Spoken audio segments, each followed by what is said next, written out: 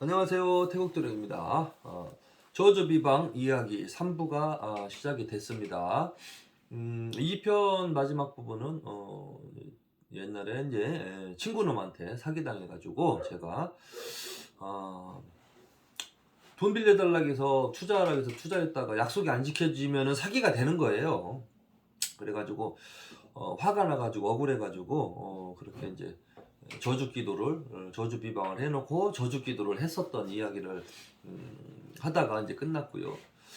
제가 이제 그 이제 두 번을 계속 그렇게 했던 이유는 첫 번째는 그냥 우연의 일치로 그렇게 이제 이렇게 칼로 맞았나 보다 생각을 했었던 거예요. 우연의 일치로 뭐 그렇게 될 수도 있잖아요.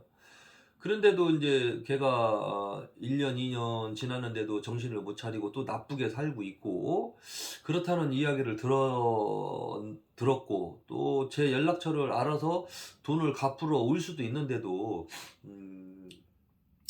연락도 없고, 그래서 또 화나는 마음에 또 다시 이제 저주 비방을 하고 기도를 했습니다. 그랬더니 또 이제 길거리에 가다가 또 사람들이랑 시비가 붙어서 그렇게 또 이제 그 주변에 있는 병을 깨쳐서 상대방이 이렇게 좀 가격을 했다.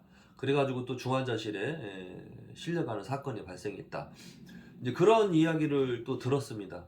그 이야기 듣고 나서는 그때부터는 제가 저주 비방 그 기도를 안 했어요. 왜냐면 걔도 두 번이나 죽다 살았고 칼 맞은 만큼 맞았고 일단은 그랬습니다. 그리고 그 300만 원은 지금까지도 못 받았는데 전생에 빚을 내가 갚았구나 생각하고 지금은 그렇게 그런 기도를 안 합니다. 왜냐면 걔도 이제 그 바보 병신이 돼가지고 건달 생활도 못 하고 있고 평범하게 아마 살고 있다는 거를 잠깐 듣고 말았거든요. 그 이후로는 이제 제가 소식을 모릅니다. 이렇게 이제 나쁜 사람들한테만 제가 했었던 건데, 뭐 이런 저주 비방을 습관적으로 자주 하고 그러지 않습니다. 억울한 사람들, 그런 사람들 억울한 일이 있을 때만 하고 했었던 겁니다. 그리고 또 어떤 일이 있었냐면은 이제 친구 간에 아주 불알 친구죠. 오랫동안 이제 알고 지내고 중마 고우 불알 친구 같은 친구한테 이런 세금 문제 이런 것 때문에 재산을 맡긴 거예요. 땅 문서 같은 거를 친구 앞으로 돌려놨는데 그 친구가 이제 돌변해가지고 자기 재산이라고 자기 땅이라고 그렇게 이제 에, 우기고 나오는 바람에 명의를 다 그 상대방한테 넘겨줬으니까 법으로 어떻게 하지도 못하고 아주 그냥 발만 동동 구르다가 어, 죽게 생겨가지고 천불나고 화딱지나고 잠도 안 오고 그래가지고 그런 사회자가 와서 죽이고 싶다, 뭐 저주를 하고 싶다, 어, 그렇게 했을 경우에 또 해준 적은 있습니다.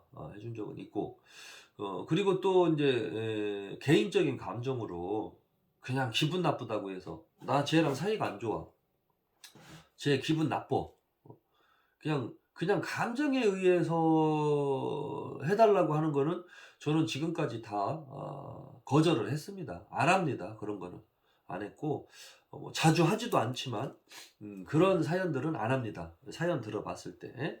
그리고 사연이 진짜 억울하다.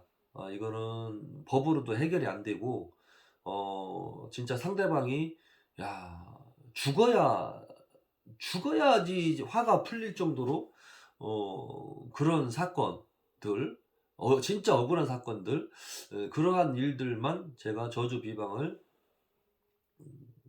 몇 번 했었고요. 뭐 그 10번 뭐 다 먹혔는지 뭐 거기까지 확인을 안 해봤지만 몇 건에 대해서는 제가 이야기를 들었습니다. 뭐 안 좋게 됐다더라, 잘못됐다더라, 힘들어졌다더라, 뭐 아프다더라, 뭐 그런 식으로 이야기를 들었던 적은 있었습니다. 그래서 음, 근데 한쪽으로는 조금 씁쓸하기도 하죠. 한쪽으로는 그렇게 즐겁지만은 않습니다. 하지만 남한테 해코지하고 남의 인생을 송두리째 짓밟아 놓고 죽을 때까지 정신적인 고통에 시달리게 하는 나쁜 짓을 행했는데 법으로 처벌은 안 되고, 그런 경우에는 어쩔 수 없이 저 같은 무속인의 힘을 빌어서 저주 비방을 할 수밖에 없는 거고요. 그리고 이 저주 비방을 한다고 해서 모든 무당들이, 무속인들이 다 저주 비방을 내릴 수 있는 게 아닙니다. 절대로 내릴 수 있는 게 아니고요. 그리고 또 착한 사람들 저주 비방한다고 해서 그게 다 이루어지는 것이 아닙니다. 안 됩니다. 착한 사람한테 먹히지도 않고, 오히려 그 저주 비방을 내린 무속인이 화를 입어요. 안 좋은 일이 생기기도 하고 그렇게 되는 겁니다. 그리고 이제 그 평택의 무당 그 남풍법사라는 사람이 안 좋은 유령 채널을 또 이제 사람을 시켜서 같이 작당을 해가지고 엄청난 음해와 비방, 거짓말로 저의 인격 모독까지 이제 저지르는 그런 나쁜 짓을 했거든요. 그 채널 운영자도 제가 아무튼 저주를 했습니다. 저주 비방을 내렸고, 그 남풍법사도 저주 비방을 제가 내렸습니다.